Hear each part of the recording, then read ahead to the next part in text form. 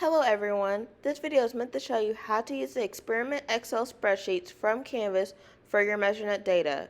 I will also explain how to interpret your graphs to help you to complete your Achieve worksheet. First thing you should do is go to the Canvas page for your lab course. On the Canvas page, click on the Modules tab that will list all the experiments for this course. For the video, we will be looking at Experiment 7. Under the Experiment 7 tab, click on the Excel graphing spreadsheet. Once clicked, you should be able to download the file by clicking the link at the top. Now you can go to Excel on your device. The file should appear as your most recent download. If not, you can click on the File tab at the top of your screen and then click on Open to find the file in your downloads. These steps should be similar for an iPad.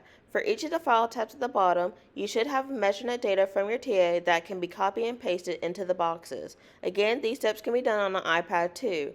You may have to actually download the measurement data file to your device before you can copy and paste it into Excel. The measurement data you receive from your TA should look like this. Your TA should send your data within 24 to 48 hours. If not, you may have to email them or the lab coordinator, Dr. April French.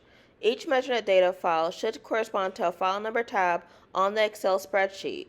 The next step to do is to select all of your data and copy and paste it into your Excel sheet. Make sure to include your headers when selecting the data.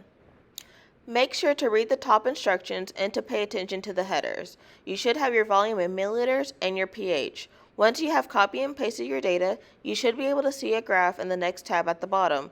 This is your titration of KHP with sodium hydroxide trial 1 graph.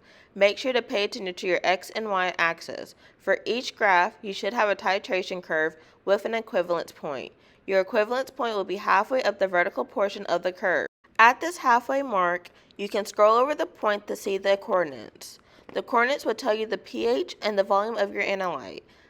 For this graph, your analyte is sodium hydroxide, and at the equivalence point, the pH was 9.4 and the volume was 65 milliliters.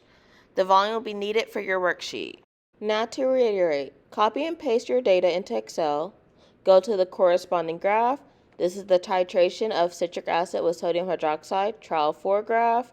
Make sure to pay attention to your X and Y axis. Go to the point that is about halfway up the vertical portion. That point is your equivalence point, and then see what pH and volume it is at. For this graph, the pH is 9.01 and the volume 216 milliliters of sodium hydroxide, which is your analyte. However, if your graph shows volumes going over 200 milliliters when you used a burette that will only contain 25 milliliters, then your data is in drops. Please immediately contact your TA so they can convert your data from drops to milliliters and you can more accurately complete your assignment. Now you can go to your Achieve worksheet. On the worksheet, you will scroll to the titration data section. Make sure to read the instructions. You should be able to fill out the volume of your analyte for each trial using your graph. You should also be able to fill out the volume of your analyte for the titration data for your citric acid and sodium hydroxide trials.